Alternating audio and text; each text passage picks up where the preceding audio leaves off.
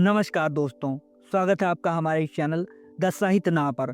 चलते हैं अपने अगले अध्यायों की ओर, अध्याय 52 की ओर। उसी बंगले में ठीक 10 बजे मुकदमा पेश हुआ। सावन की झड़ी लगी हुई थी। कलकत्ता दलदल हो रहा था, लेकिन दर्शकों का एक अपार समूह सामने मैदान में खड़ा था। महिलाओं में दिनेश की पत्नी और माता भी आई हुई थी। पेशी से 10-15 मिनट पहले जालपा और जोहरा भी बंद गाड़ियों में आ पहुंची। महिलाओं को अदालत के कमरे में जाने की आज्ञा मिल गई। पुलिस की शहादतें शुरू हुई। डिप्टी सुपरिटेंडेंट, इंस्पेक्टर, दरोगा, नायब दरोगा सभी के बयान हुए। दोनों के तरफ के वकीलों ने जिरह भी की, पर इन कार्रवाइयों में उल्लेखनीय कोई बात न थी। जाब्ते की पाबंदी की जा रही थी। रमानाथ का बयान हुआ, पर उसमें भी कोई नई बात न थी। उसने अपने जीवन के गत 1 वर्ष का पूरा वृत्तांत कह सुनाया, कोई बात न छिपाई। वकील के पूछने पर उसने कहा, जालपा के त्याग, निष्ठा और सत्य प्रेम ने मेरी आंखें खोली, और उससे भी ज्यादा जोहरा के सौजन्य और निष्कपट व्यवहार ने। मैं इसे अपना सौभाग्य समझता हूँ कि मुझे उस तरफ से प्रकाश मिला जिधर औरों को अंधकार मिलता है। विश्व में मुझे सुधा प्राप्त हो गई। इसके बाद सफाई की तरफ से देवी दीन, जालपा और जोहरा के बयान हुए। वकीलों ने इनसे भी सवाल किया, पर सच्चे गवाह क्या उखड़ते। जोहरा का बयान बहुत ही प्रभावपदक था। उसने कहा, देखा, जिस प्राणी को जंजीरों से जकड़ने के लिए वह भेजी गई है, वह खुद दर्द से तड़प रहा है। उसे मरहम की जरूरत है, जंजीरों की नहीं। वह सहारे का हाथ चाहता है, धक्के का झोंका नहीं। जालपा देवी के प्रति उसकी श्रद्धा, उसका अटल विश्वास देखकर मैं अपने को भूल गई। मुझे अपनी नीचता, अपनी स्वार्थ उदारता पर लज्जा आई। मेरा जीवन कितना अधम, कितना पतित है, यह मुझ पर उस वक्त खुला। और जब मैं जालपा से मिली तो उसकी निष्काम सेवा, उसका उज्जवल तप देखकर मेरे मन के रहे से संस्कार में भी मिट गए। विलास युक्त जीवन से मुझे घृणा हो गई। मैंने निश्चय कर लिया, इसी अंचल में मैं भी आश्रय लूंगी। मगर उससे भी ज्यादा मार्के का बयान जालपा का था। उसे सुनकर दर्शकों की आंखों में आंसू आ गए। उसके अंतिम शब्द ये थे, मेरे पति निर्दोष हैं। ईश्वर की दृष्टि में ही नहीं, नीति के दृष्टि में भी वह निर्दोष हैं। उनके भाग में मेरी विलास शक्ति का प्रायश्चित करना लिखा था, वह उन्होंने किया। वह बाजार से मुंह छिपाकर भागे। उन्होंने मुझ पर अगर कोई अत्याचार किया तो वह यही कि मेरी इच्छाओं को पूरा करने में उन्होंने सदैव कल्पना से काम किया। मुझे प्रसन्न करने के लिए, मुझे सुखी रखने के लिए उन्होंने अपने ऊपर बड़े से बड़ा भार लेने में भी कोई संकोच नहीं किया।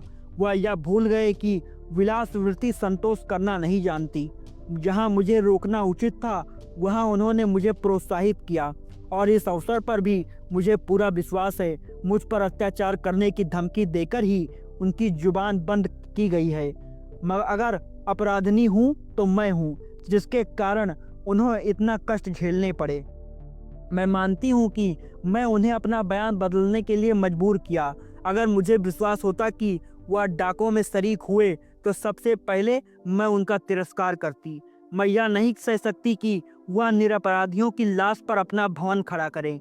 जिन दिनों यहाँ डाके पड़े, उन तारीखों में मेरे स्वामी प्रयाग में थे। अदालत चाहे तो टेलीफोन द्वारा इसकी जांच कर सकती है। अगर जरूरत हो तो म्यूनिसिपल बोर्ड के अधिकारियों का बयान लिया जा सकता है। ऐसी दशा में मेरा कर्तव्य इसके सिवा कुछ और ही हो नहीं सकता, जो मैंने किया। अदालत ने सरकारी वकील से पूछा, क्या प्रयाग से इस मामले की कोई रिपोर्ट मांगी गई थी? वकील ने कहा, जी हाँ, मगर हमारा उस विषय पर कोई विवाद नहीं है। सफाई के वकील ने कहा, इससे यह सिद्ध हो जाता है कि मुलजिम डाके में शरीक नहीं था। अब केवल यह बात रह जाती है कि वह मुखबिर क्यों बना। वादी, वकील, स्वार्थ सिद्धि के सिवा और क्या हो सकता है? सफाई का वकील, मेरा कथन है, मुझे उसे धोखा दिया गया है। और जब उसे मालूम हो गया कि जिस भय से उसने पुलिस के हाथों की कठपुतली बनना स्वीकार किया था, वह उसका भ्रम था, तो उसे धमकियों दी गई। अब सफाई का कोई गवाह न था। सरकारी वकील ने बहस शुरू की। और आर्नूर, आज आपके सम्मुख एक ऐसा अभियोग उपस्थित हुआ है जैसा सौभाग्य से बहुत कम हुआ करता है। आपको जनकपुर की डकैती का हाल मालूम है। जनकपुर के आसपास कई गांवों में लगातार डाके पड़े और पुलिस डकैतों की खोज करने लगी। महीनों पुलिस कर्मचारी अपनी जान हथेलियों पर लिए डकैतों को ढूंढ निकालने की कोशिश करते रहे। आखिर उनकी मेहनत सफल हुई और डाकुओं की खबर मिली। यह लोग एक घर के अंदर बैठे पाए गए। पुलिस ने एक बारगी सबों को पकड़ लिया, लेकिन आप जानते हैं ऐसे मामलों में अदालतों के लिए सबूत पहुंचाना कितना मुश्किल होता है। जनता इन लोगों से कितना डरती है, प्राणों के भय से शहादत देने पर तैयार नहीं होती। यहाँ तक कि जिनके घरों में डाके पड़े थे वे भी शहादत देने का अवसर पाया तो साफ निकल गए। महानुभावों, पुलिस इसी उलझन में पड़ी हुई थी कि एक युवक आता है, इन डाकुओं का सरगना होने का दावा करता है। वह उन डकैतियों का ऐसा सजीव ऐसा समझती है। यह एक युवक इलाहाबाद से भाग आया था। उन डकैतियों का ऐसा सजीव ऐसा प्रमाण पूर्ण वर्णन करता है कि पुलिस धोखे में आ जाती है। सब पुलिस ऐसे अवसर पर ऐसा आदमी पाकर गैबी मदद हो समझती है। यह युवक इलाहाबाद से भाग आया था और यहाँ भूखों मरता था। अपने भाग्य निर्माण का ऐसा सुअवसर पाकर उसने अपना स्वार्थ सिद्ध करने का निश्चय कर लिया। मुखबिर बनकर सजा का तो उसे कोई भय था ही नहीं। पुलिस की सिफारिश से कोई अच्छी सरकारी नौकरी पा जाने का विश्वास था। पुलिस ने उसका खूब आदर सत्कार किया और उसे अपना मुखबिर बना लिया। बहुत संभव था कि कोई शहादत न पाकर पुलिस इन मुलजिमों को छोड़ देती और उन पर कोई मुकदमा न चलाती, पर इस युवक के चकमे में आकर उसने अभियोग चलाने का निश्चय कर लिया है। उसमें चाहे और कोई गुण हो या ना हो, उसकी रचना शक्ति की प्रखरता ने इनकार नहीं किया जा सकता। उसने डकैतियों का ऐसा यथार्थ वर्णन किया कि जंजीर की एक कड़ी भी कहीं से गायब ना थी। अंकुर से फल निकलने तक की सारी बातों की उसने कल्पना कर ली थी। पुलिस ने मुकदमा चला दिया, पर ऐसा मालूम होता था कि इस बीच में उसे सौभाग्य निर्माण का इससे भी अच्छा अवसर मिल गया। बहुत संभव है सरकार की विरोधी संस्थाओं ने उसे प्रलोभन दे दिए हों और उन प्रलोभनों ने उसे स्वार्थ सिद्धि का नया रास्ता सुझा दिया हो। जहां धन के साथ यश भी था, वह वही भी थी, देशभक्ति का गौरव भी था। वह अपने स्वार्थ के लिए सब कुछ कर सकता है। वह स्वार्थ के लिए किसी के गले पर छुरी भी चला सकता है और साधु वेश भी धारण कर सकता है। वही उसके जीवन का लक्ष्य है। हम खुश हैं कि उसकी सद्बुद्धि ने अंत में उस पर विजय पाई, चाहे उनका हेतु कुछ भी हो क्यों ना हो। निरपराधियों को दंड देना पुलिस के लिए उतना ही आपत्तिजनक है जितना अपराधियों को छोड़ देना। वह अपनी कारगुजारी दिखाने के लिए ही ऐसे मुकदमे नहीं चलाती। न गवर्नमेंट इतनी न्याय शून्य है कि वह पुलिस के बहकावे में आकर सारहीन मुकदमे चलाती गिरे। लेकिन इस युवक की चकमेबाजियों ने पुलिस की जो बदनामी हुई और सरकार के हजारों रुपए खर्च हो गए, इसका जिम्मेदार कौन है? ऐसे आदमी को आदर्श दंड मिलना चाहिए ताकि फिर किसी को ऐसी चकमेबाजी का साहस न हो। ऐसे मिथ्या का संसार रचने वाले प्राणी के लिए मुक्त रहकर समाज को ठगने का मार्ग बंद कर देना चाहिए। उसके लिए इस समय सबसे उपयुक्त स्थान वह है जहां उसे कुछ दिन आत्मचिंतन का अवसर मिले। शायद वहां के एकांतवास में उसको आंतरिक जागृति प्राप्त हो जाए। आपको केवल यह विचार करना है कि उसने पुलिस को धोखा दिया या नहीं। इस विषय में अब कोई संदेह नहीं रह जाता कि उसने धोखा दिया। अगर धमकियां दी गई थी तो वह पहली अदालत के बाद जज की अदालत में अपना बयान वापस ले सकता था, पर उस वक्त भी उसने ऐसा नहीं किया। इससे यह स्पष्ट है कि धमकियों का आक्षेप मिथ्या है। उसने जो कुछ किया स्वेच्छा से किया। ऐसे आदमी को यदि दंड न दिया हो गया तो उसे अपनी कुटिल नीति से काम लेने का फिर साहस होगा और उसकी हिंसक मनोवृत्तियां और भी बलवान हो जाएंगी। फिर सफाई के वकील ने जवाब दिया, यह मुकदमा अंग्रेजी इतिहास ही में नहीं, शायद सर्वदेशीय न्याय के इतिहास में एक अद्भुत घटना है। रमानाथ एक साधारण युवक है। उसकी शिक्षा भी बहुत मामूली हुई थी। वह ऊंचे विचारों का आदमी नहीं है। वह इलाहाबाद के म्युनिसिपल ऑफिस में नौकर है। वहाँ उसका काम चुंगी के रुपए वसूल करना है।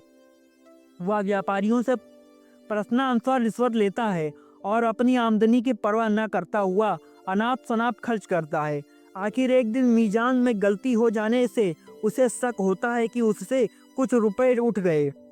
वह इतना घबरा जाता है कि किसी से कुछ नहीं कहता, बस घर से भाग खड़ा होता है। वहाँ दफ्तर में उस पर सुबह होता है और उसके हिसाब की जांच होती है। तब मालूम होता है कि उसने कुछ गबन नहीं किया, सिर्फ हिसाब की भूल थी। फिर रमानाथ के पुलिस के पंजे में फंसने, गर्जी मुखबिर बनने का शहादत देने का जिक्र करते हुए उसने कहा, अब रमानाथ के जीवन में एक नया परिवर्तन होता है। ऐसा परिवर्तन जो एक विलास प्रिय पद लोलुप युवक को धर्मनिष्ठ और कर्तव्यशील बना देता है। उसकी पत्नी जालपा, जिसे देवी कहा जाए तो अतिशयोक्त न होगी, उसकी तलाश में प्रयाग से यहाँ आती है। और यहाँ जब उसे मालूम होता है कि रमा एक मुकदमे में पुलिस का मुखबिर हो गया है तो वह उससे छिपकर मिलने जाती है। रमा अपने बंगले में आराम से पड़ा हुआ है, फाटक पर संतरी पहरा दे रहा है। जालपा को पति से मिलने में सफलता नहीं होती। तब वह एक पत्र लिखकर उसके सामने फेंक देती है और देवी दीन के घर चली जाती है। रमा का यह पत्र पढ़ता है और उसकी आंखों के सामने से पर्दा हट जाता है। वह छिपकर जालपा के पास जाता है। जालपा उससे सारा वृतांत कह सुनाती है और उससे अपना बयान वापस लेने पर जोर देती है। रमा पहले शंकाएं करता है पर बाद को राजी हो जाता है और अपने बंगले पर लौट जाता है। वहाँ वह पुलिस अफसरों से साफ कह देता है कि मैं अपना बयान बदल दूंगा। अधिकारी उसे तरह तरह के प्रलोभन देते हैं, पर जब इसका रमा पर कोई असर नहीं होता तब उसे मालूम हो गया कि उस पर गबन का कोई मुकदमा नहीं है, तो वे उसे जालपा को गिरफ्तार करने की धमकी देते हैं। रमा की हिम्मत टूट जाती है। वह जानता है पुलिस जो चाहे कर सकती है, इसलिए वह अपना इरादा तब्दील कर देता है और वह जज के इल्जाम से अपने बयान का समर्थन कर देता है। अदालत में रमा से सफाई से कोई जिरह नहीं की थी। यहाँ उससे जिरह की गई, लेकिन इस मुकदमे से कोई सरोकार न रखने पर भी उसने जिरहों को ऐसे जवाब दिए कि जज को भी कोई शक न हो सका और मुलजिमों की सजा हो गई। रमानाथ की और भी खातिरदारियां होने लगी। उसे एक सिफारशी खत दिया गया था और शायद उसकी यूपी गवर्नमेंट से सिफारिश भी की गई। फिर जालपा देवी ने फांसी की सजा पाने वाले मुलजिम दिनेश के बाल बच्चों का पालन पोषण करने का निश्चय किया। इधर उधर की चंदे मांग मांग कर वह उनके लिए जिंदगी की जरूरतें पूरी करती थी।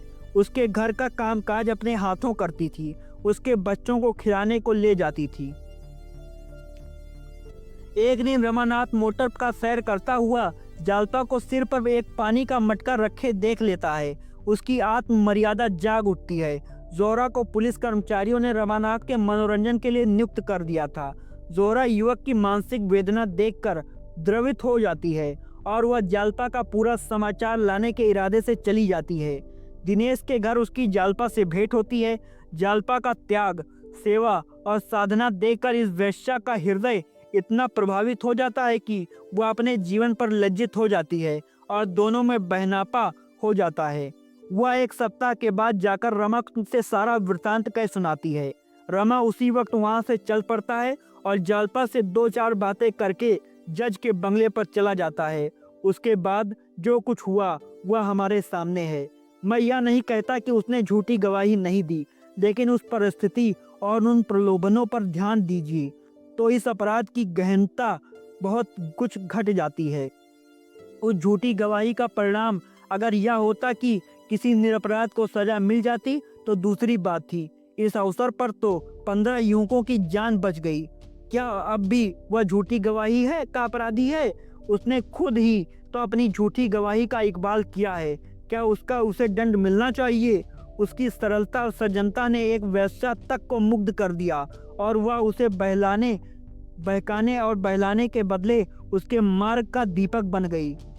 जालपा देवी की कर्तव्य परायणता क्या दंड के योग्य है?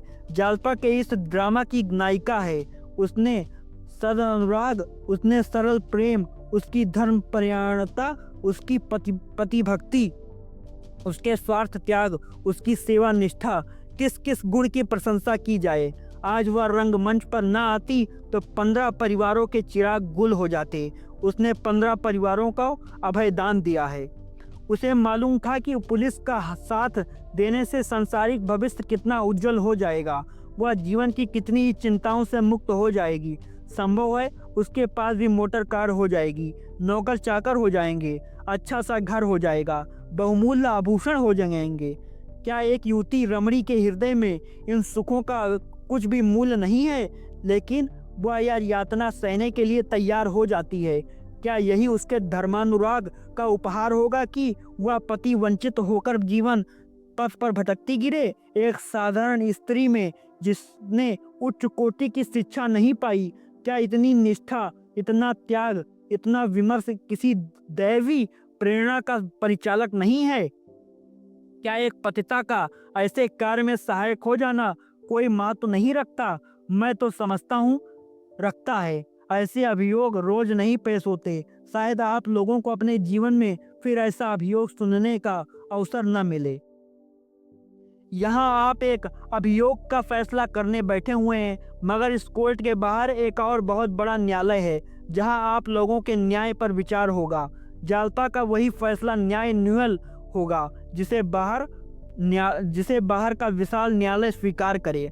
वह न्यायालय कानूनों की बारीकियों में नहीं पड़ता, जिनमें उलझ कर, जिनकी पेची दगियों में फंस कर हम अक्सर पथभ्रष्ट हो जाया करते हैं। अक्सर दूध का पानी और पानी का दूध कर बैठते हैं। अगर आप झूठ पर पश्चाताप करके सच्ची बात कह देने के लिए भोग विलास युक्त जीवन को ठुकरा कर फटे हालों जीवन व्यतीत करने के लिए किसी को अपराधी ठहराते हैं, तो आप संसार के सामने न्याय का कोई ऊंचा आदर्श नहीं उपस्थित कर रहे हैं। सरकारी वकील से इसका प्रत्युत्तर देते हुए कहा, मर्म और आदर्श अपने स्थान पर बहुत ही आदर की चीजें हैं, लेकिन जिस आदमी ने जानबूझ कर झूठी गवाही दी उसने अपराध अवश्य किया और इसका उसे दंड मिलना ही चाहिए। यह सत्य है कि उसने प्रयाग में कोई गबन नहीं किया था, पर उसे इसका भ्रम मात्र था। लेकिन ऐसी दशा में इस सच्चे आदमी का यह कर्तव्य था कि वह गिरफ्तार हो जाने पर अपनी सफाई देता। लेकिन ऐसी दशा में एक सच्चे आदमी का यह कर्तव्य था कि वह गिरफ्तार हो जाने पर अपनी सफाई देता। उसने सजा के भय से झूठी गवाही देकर पुलिस को क्यों धोखा दिया? यह विचार करने की बात है। अगर आप समझते हैं कि उसने अनुचित काम किया तो आप उसे अवश्य दंड दीजिए। अब अदालत के फैसला सुनाने की बारी आई। सभी को रमा से सहानुभूति हो गई थी, पर इसके साथ ही यह भी मानी हुई बात थी कि उसे सजा होगी। क्या सजा होगी, यही देखना था। लोग बड़ी उत्सुकता से फैसला सुनने के लिए सिमट आए। कुर्सियां और आगे खींच ली गई और कनबत्तियां भी बंद हो गई। मामला केवल यह है कि एक युवक ने अपनी प्राण रक्षा के लिए पुलिस का आश्रय लिया, और जब उसे मालूम हो गया कि जिस भय से वह पुलिस का आश्रय ले रहा है वह सर्वथा निर्मूल है, तो उसने अपना बयान वापस ले लिया। रमानाथ में अगर सत्यनिष्ठा होती तो वह पुलिस का आश्रय ही क्यों लेता, लेकिन इसमें कोई संदेह नहीं है कि पुलिस ने उसे रक्षा का यह उपाय सुझाया कि इस तरह से उसे झूठी गवाही देने का प्रलोभन दिया। मैं यह नहीं मान सकता कि इस मामले में गवाही देने का प्रस्ताव स्वतः उसके मन में पैदा हो गया, उसे प्रलोभन दिया गया, उसे दंड भय से स्वीकार कर लिया। उसे यह भी अवश्य विश्वास दिलाया गया होगा कि जिन लोगों के विरुद्ध उसे गवाही देने के लिए तैयार किया जा रहा है वे वास्तव में अपराधी हैं, क्योंकि रमानाथ में जहाँ दंड का भय है वहाँ न्याय भक्ति भी है। वह उन पेशेवर गवाहों में नहीं जो स्वार्थ के लिए निरपराधियों को फंसाने में भी नहीं हिचकते। अगर ऐसी बात न होती तो वह अपनी पत्नी के आग्रह के बयान बदलने पर भी कभी राजी न होता। यह ठीक है कि पहली अदालत के बाद अब ही उसे मालूम हो गया था कि उस पर गबन का कोई मुकदमा नहीं है, और जज की अदालत में वह अपने बयान को वापस न ले सकता था। उस वक्त उसने यह इच्छा प्रकट भी अवश्य की, पर पुलिस की धमकियों ने फिर उस पर विजय पाई। पुलिस को बदनामी से बचने के लिए इस अवसर पर उसे धमकियां देना स्वाभाविक है, क्योंकि पुलिस को मुलजिमों के अपराधी होने के विषय में कोई संदेह न था। रमानाथ धमकियों में आ गया, उसकी दुर्बलता अवश्य है, पर परिस्थिति को देखते हुए क्षम्य है, इसीलिए मैं रमानाथ को बरी करता हूँ। तो दोस्तों, यह था गबन उपन्यास का अध्याय 52। अब मिलते हैं उसके अगले अध्याय में, अर्थात अध्याय 53 में, जो कि हमारा आखिरी अध्याय होगा। तो अब मिलते हैं गबन उपन्यास के आखिरी अध्याय में। धन्यवाद दोस्तों।